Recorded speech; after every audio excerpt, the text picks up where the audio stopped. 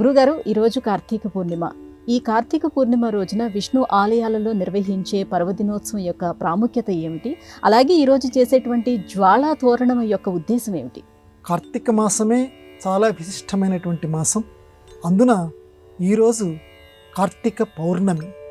ఎందుకంటే ఈ పౌర్ణమి చాలా చాలా చాలా విశిష్టమైనటువంటిది. ఎందుకండి అంటే మామూలు రోజుల కంటే కూడా పున్నమి రోజు అందరికీ చాలా ఆహ్లాదకరంగా ఉంటుంది జీవితంలో. అందులోనూ పున్నమి భారతీయ సంప్రదాయంలో వ్యాస పౌర్ణమి ఇట్లా అని చెప్పి పౌర్ణమి రోజు ఒక విశిష్టత కింద మనం అందరం భావిస్తాం. ఈ పౌర్ణములన్నింటిలోనూ కార్తీక పౌర్ణమి ఇంకా ఇంకా చాలా విశిష్టమైనటువంటిది. ఎందుకండి పౌర్ణమి నాడు, ఈ కార్తీక పౌర్ణమి నాడు అంత ప్రత్యేకతని మన వాళ్ళు ఇచ్చారు అని అంటే, కార్తీక పౌర్ణమి నాడు ఎందుకు ఆ విశిష్టత అంటే, మిగతా కార్తీక మాసపు రోజుల్లో ఉపవాసం ఉండనటువంటి వాళ్ళు కార్తీక మాసంలో కార్తీక పురాణంలో చెప్పిన దాని ప్రకారం ప్రతిరోజు కూడా ఉపవాసం అనేది ఉండాలి, నక్తం చెయ్యాలి. సాయంకాలం పూట నక్షత్రాన్ని చూసిన తరువాతే కార్తీక పురాణంలో చెప్పిన దాని ప్రకారం అప్పుడు మాత్రమే భోజనం చెయ్యాలి. అయ్యా, పొద్దుటి నుంచి ఏదో ఒక కార్యక్రమాలు, మాకు ఉద్యోగాలు చేసుకుంటాం, ఇంకో వృత్తి చేసుకుంటాం, మా వల్ల అవటం లేదు. అయితే తప్పనిసరిగా మిగతా రోజుల్లో చేసినా చెయ్యకపోయినా కార్తీక పౌర్ణమి నాడు మాత్రం తప్పనిసరిగా ఉపవాసం ఉంటే, ఆ మిగతా రోజుల్లో ఉపవాసం చేస్తే ఎటువంటి ఫలితం వస్తుందో ఆ ఫలితాన్ని ఆ హరిహరాత్మకుడైనటువంటి ఆ శివకేశవులిద్దరూ కూడా అనుగ్రహిస్తారు. అందువల్ల కార్తీక పౌర్ణమి చాలా విశిష్టమైనటువంటి రోజు. అదొక్కటేనా అండి కార్తీక పౌర్ణమి విశిష్టత అంటే? కార్తీక పౌర్ణమి నాడు మిగతా రోజుల్లో చెయ్యనటువంటి గొప్ప ఉత్సవం కార్తీక పౌర్ణమి నాడు మాత్రమే చేస్తారు ఈ కార్తీక మాసంలో. ఏమిటండి అది? జ్వాలా తోరణం. మీరు అడిగారే రెండో ప్రశ్న కింద, ఆ జ్వాలా తోరణం. జ్వాలా తోరణం అనేటువంటిది ఈ కార్తీక మాసం నాడే, ఈ పౌర్ణమి నాడు మాత్రమే చేస్తారు. ఏమిటండి జ్వాలా తోరణం? జ్వాల మండుతున్నటువంటి అగ్నుల యొక్క తోరణము. ఇంటి ముందు ఏదైనా శుభకార్యం చేస్తే మనం మామిడి తోరణాలు కడతాం ఒక వరుస కింద. నిప్పుల్ని తోరణాల కింద కట్టి ఇది పుణ్యప్రదం అంటున్నారు ఏమిటండి అందున పవిత్రమైనటువంటి కార్తీక మాసంలో అనంటే, దీని వెనకాల మన సంప్రదాయం, మన కార్తీక పురాణం చాలా విశిష్టత చెప్పింది. ఒకప్పుడు క్షీరసాగర మథన సమయంలో హాలాహలం ఉద్భవించింది. అందరికీ తెలిసినటువంటి కథే. అది లోకాలన్నింటినీ దహించి వేస్తుంటే పార్వతీదేవి అగ్నిదేవుణ్ణి ప్రార్థించింది. శివుణ్ణి తాగమని చెప్పి ఆ విషయాన్ని అగ్నిదేవుణ్ణి ప్రార్థించింది. నా భర్తకి ఎటువంటి హాని గన కలక్కపోతే ప్రతి సంవత్సరము కార్తీక మాసం నాడు పౌర్ణమి రోజు, కార్తీక పౌర్ణమి నాడు నీ కింద మేము ఉత్సవం కింద వెళతాము. నువ్వు పైన ఉండంగా మేము కింద వెళతామంటే నీకు మేము గౌరవం ఇస్తాము.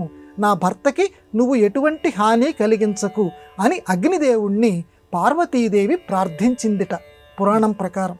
అందువల్ల ఆ మాట నిలబెట్టుకోవటం కోసం ఇప్పటికీ కూడా కార్తీక పౌర్ణమి నాడు గుళ్ళల్లో చక్కగా ఆ గడ్డిమేట్టుతోటి ఒక తోరణం కింద ఏర్పాటు చేసి దానికి నిప్పు అంటిస్తారు. దాని కింద 3 సార్లు శివపార్వతులు కలిసి ఉన్నటువంటి విగ్రహాలు ఏవైతే ఉన్నాయో అవి వెళుతుండగా వాటి వెనకాల అందరినీ నడవమంటారు. అందువల్ల ఆనాడు ఆ మాట ఇచ్చింది కాబట్టి పార్వతీ అమ్మవారు శివుడితో సహా ఈ జ్వాలాతోరణ సందర్భంలో దాని కిందగా వెళుతుంటుంది.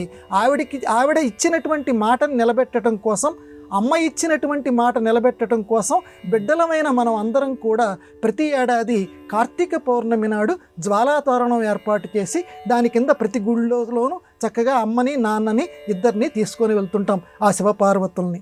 ఇదొక్కటేనానండి? కాదు, ఇంకొకటి కూడా ఉంది. జ్వాలాతోరణం యొక్క విశిష్టత ఏంటంటే, చనిపోయాక జీవులమైన మనం అందరం కూడా నరకలోకంలో ఒక విచిత్రమైనటువంటి, నోటితో చెప్పటానికి కూడా భయంకరమైనటువంటి శిక్ష ఒకదాన్ని అనుభవిస్తాం. అగ్నిలో యాతనా శరీరాలు అంటారు. మామూలు శరీరం కాకుండా ఆత్మకి కష్టాలు పడటానికి వీలైన ఒక శరీరాన్ని దేవుడు కలిగిస్తాడు. ఆ శరీరంలో మోకాలు లోతు నీళ్ళల్లో నిప్పులు వేస్తారట. కింద రాగి నేల. ఇక చూడండి, మామూలు నేల అయితే పర్వాలేదు, రాగి లోహం అంటే మనకు ఎలా ఉంటుందో తెలుసు. ఆ రాగి లోహంలో మోకాలు లోతు నీళ్ళ నిప్పుల మడుగు, ఆ నిప్పుల మడుగులో ప్రతి జీవిని నిలబెడతారు. ప్రతి క్షణం ఆరిపోతుంటుంది, మళ్ళీ ఆ బాధ పెడుతూ ఉంటుంది. అది ఊహ చేయటానికి చాలా కష్టతరం. అటువంటి నిప్పుల గుండంలో యాతనా శరీరం ఉండాలి. స్వామి, మేమంత కష్టం భరించలేము, భయం భయపడకండి. ఈ కార్తీక పౌర్ణమి నాడు జ్వాలా తోరణం కింద, ఈ మండుతున్నటువంటి నిప్పుల తోరణం కింద ప్రతి వాళ్ళు కూడా శివపార్వతులిద్దరితో కలిసి నడవండి, 3 సార్లు నడవండి.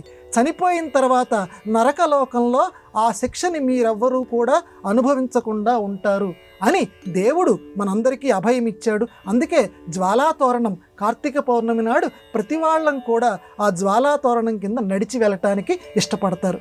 ఇక్కడ ఇంకొక విషయం మనం చెప్పుకుందాం. పార్వతీ అమ్మవారు ఏమిటి, అగ్నిదేవుణ్ణి ప్రార్థించటం ఏమిటి? ఆవిడే సర్వశక్తిమంతురాలు అని అనుకుంటున్నాం కదా.